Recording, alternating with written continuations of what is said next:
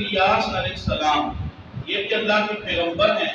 اللہ پاک نے قرآن حکیم کے اندر ان کا یوں ذکر فرمایا وَإِنَّ إِلْيَاسَ لَمِنَ الْمُرْسَلِينَ. حضرت الیاس علیہ السلام ایک قوم جو بال نامی بے عین نام بال نامی ایک بہت بڑا بت تھا، اس کی وہ پرستش کرتے تھے، اس کو خدا مانتے تھے، اس کی عبادت کرتے تھے. اللہ پاک نے اس قوم کی طرف ہدایت کے لیے حضرت الیاس علیہ السلام کو بھیجا. اس وقت بادشاہ تھا جس کا نام تھا اخی اب عبرانی زبان میں. یہ سب سے بڑا خود اس بت بال نامی کا پرستار تھا، عبادت کرتا تھا. اور اس کی بیوی جس کا نام ایزبل عبرانی زبان میں، یہ بھی اس بت کی پوجا کیا کرتی تھی. حضرت الیاس علیہ السلام نے اپنی قوم کو سمجھایا یہ بت ہے، ہم سب کا ایک خدا ہے، خدا وحدہ لا شریک ہے.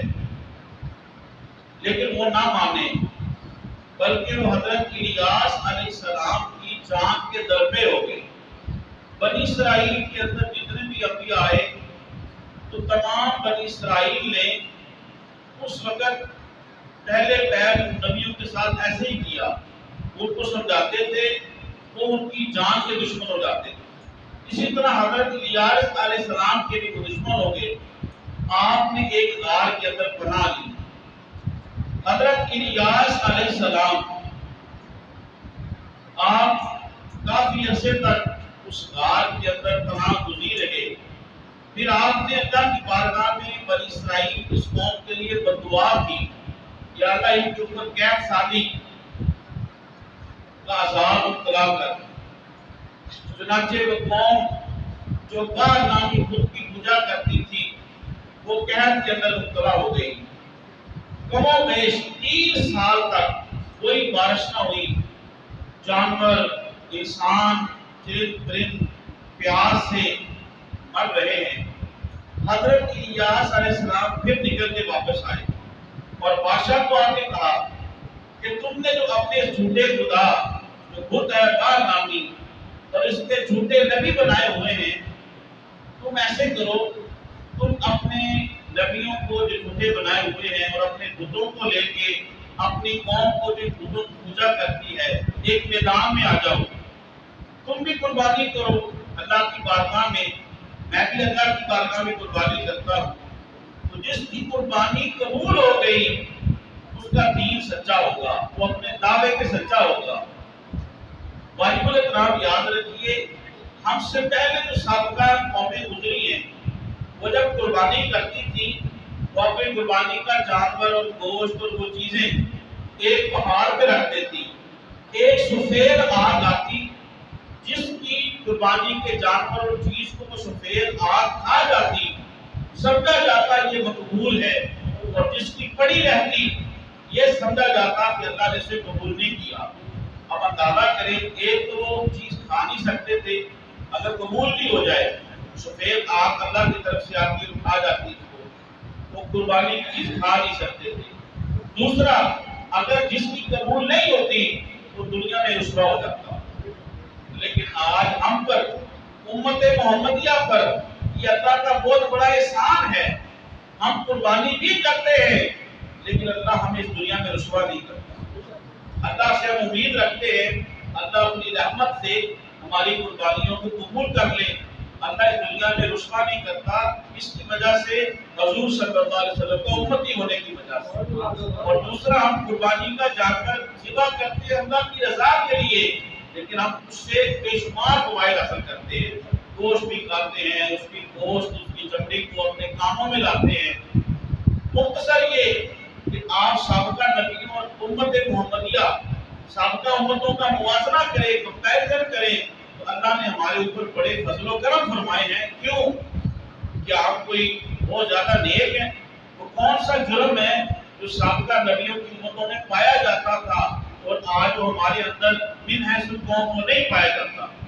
صرف وجہ یہ ہے کہ حضور صلی اللہ علیہ वसल्लम रहमत आलम सल्लल्लाहु अलैहि वसल्लम की वजह से अल्लाह पाक हमारे ऊपर वो अज़ाब नाज़िल नहीं करता। हज़रत इलियास अलैहिस्सलाम ने को कहा कि आप इस तरह करो, दुआ मांगो तुम भी। उन्होंने मान ली बात। उन्होंने अपने बुतों को लिया और अपने पुजारियों को लिया, मैदान में आके अपनी कुर्बानी के जानवर रखे और अपने बुतों से मांगना शुरू कर दिया।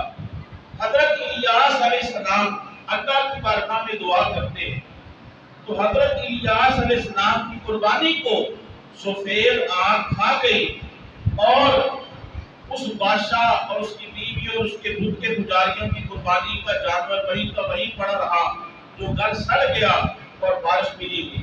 लेकिन हजरत इलियास अलैहिस्सलाम की कुर्बानी भी सफेद आग आके खा गई, जो कि कबूलियत की निशानी है। और आपने दुआ की, अल्लाह ने बारिश भी बरसा दी, अल्लाह ने बारिश भी बरसा दी। लेकिन बावजूद इसके कुछ लोग तो सजदे में गिर गए, जिनको अल्लाह ने तौफीक दी, उन्होंने मान लिया। लेकिन ज्यादातर लोग बिलखुसूस बादशाह हिरक और उसकी वाइफ जो बुत परस्त थी ईज़बल, वो न मानी, बल्कि हजरत इलियास अलैहिस्सलाम की जान के दरबे हो गई। हजरत इलियास अलैहिस्सलाम फिर वहां से चले गए, यहाँ तक उस बादशाह का बेटा बीमार हुआ।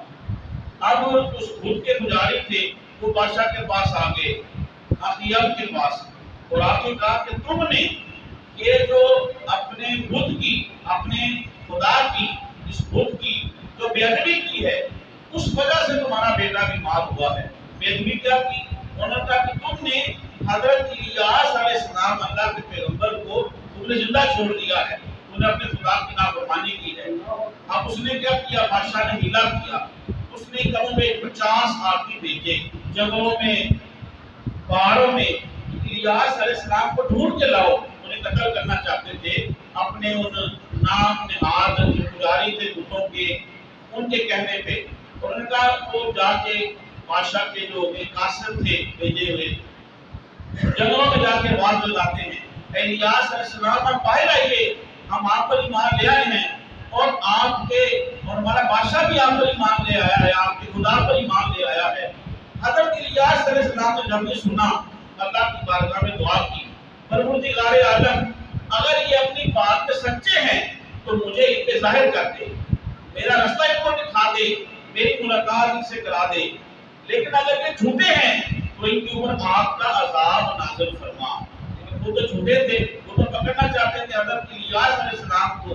अल्लाह पाक ने आपका अज़ाब भेजा तो वो 50 आदमी उस आग के अंदर मुब्तला होके गर्क हो गए। तो फिर बाज नहीं आया, उस बादशाह ने फिर एक और जमात भेजी, तो फिर वो आवाज लगाते। हजरत इलियास अलैहिस्सलाम ने फिर दुआ की, या अल्लाह ये अगर सच्चे हैं इस बात के अंदर मुझे इन पे जाहिर कर दे, और अगर झूठे हैं तो आपका अज़ाब नाज़िल कर। तो फिर वो अज़ाब के अंदर मुब्तला हुए, कमों के 50 आदमी वासिले जहन्नम हुए। बादशाह को पता चल गया, उसने अब एक मोमिन आदमी जो वाकई हजरत इलियास अलैहिस्सलाम को मानने वाला था, उसको भेजा कि जाके वो कहे कि आप तशरीफ ले आए। चुनाचे वो मोमिन आदमी जब गया तो उसके कहने पे हजरत इलियास अलैहिस्सलाम वापस आए। लेकिन उस वक्त तक बादशाह का बेटा हलाक हो चुका था। अब वो जब इलियास अलैहिस्सलाम तशरीफ लाए कौम के अंदर, बादशाह अपने बेटे के, जवान साला बेटे के नाम के अंदर मुब्तला था।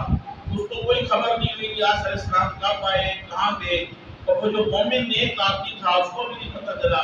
इलियास अलैहिस्सलाम अल्लाह के हुक्म से फिर वहां से दोबारा आप चले गए। एक बात के अंदर आता है कि आप फिर एक बुढ़िया के घर गए, वहां ठहरे, उसका बेटा बीमार था। आपने उसके बेटे के लिए दुआ की, उसका बेटा तंदुरुस्त हो गया। वो बेटा कौन था? वो बच्चा जो था उसका नाम था अल-यसा। कुरान मजीद के अंदर इसका जिक्र है। ये अल्लाह के पैगंबर थे, अल-यसा अलैहिस्सलाम, अलिफ लाम ये सीन आइन। फिर हजरत इलियास अलैहिस्सलाम आप कहाँ तशरीफ ले गए, इसके बारे में मुख्तलिफ रिवायात है। एक रिवायत ये है कि आप विसाल फरमा गए। दूसरी रिवायत ये है हजरत इलियास अलैहिस्सलाम आप जिंदा हैं और जहाँ जाते हैं अल्लाह की मर्जी से आप चले जाते हैं। तीसरी रिवायत ये है कि आप विसाल तो फरमा गए हैं, लेकिन अल्लाह ने अपनी कुदरत से लोगों की मदद के लिए जब चाहता है, मेरी इंसानी शक्ल और ताकत और कुदरत कार करता है تو یہ لوگوں کی مدد کرتے ہیں۔ یہ تینوں روایات جو میں نے پڑھی وہ میں نے آپ کے سامنے رکھ دی۔ لیکن ایک تفسیر در منصور کے اندر آتا ہے کہ انبیاء علیہ السلام میں سے جن کو اللہ نے زندگی عطا کی ان میں سے ایک حضرت علیہ السلام، بعد نے کہا کہ اللہ کے پیغمبر ہیں، یہ حیات ہیں۔ حضرت الیاس علیہ السلام، تیسرے حضرت عیسیٰ علیہ السلام جن کو اللہ نے بخار لی، ان کا تو حتمی ہے، قرآن مجید کے اندر ہے۔ اسی طرح حضرت ادریس علیہ السلام، یہ چار پیغمبروں کے بارے میں آتا ہے کہ یہ حیات ہیں۔ لیکن الیاس علیہ السلام کے بارے میں بھی جو دو تین روایتیں تھیں وہ میں نے آپ کے سامنے عرض کر دی۔ ہمارے لیے آپ کے واقعے میں سے سبق یہ ہے کہ جب انسان کو کوئی اچھی بات کہے، انسان کو اس کو سوچنا سمجھنا اس پہ عمل کرنا چاہیے اور اچھی بات کے پیچھے لگنا چاہیے اور بری مجلس سے اور بری قوم سے ہمیں دور رہنا چاہیے۔ اس واقعے سے ہمیں یہ سبق ملتا ہے۔ حضرت الیسع علیہ السلام یہ اللہ کے پیغمبر تھے۔ یہ حضرت یوسف علیہ السلام پیغمبر خدا ان کی اولاد میں سے تھے۔ اللہ تعالیٰ نے بنی اسرائیل پہ حضرت الیسع علیہ السلام کو ان کی رشد و ہدایت کے لیے ان کے اوپر جو ہے وہ معمور فرمایا۔ ان کا بھی زیادہ ذکر نہیں ملتا۔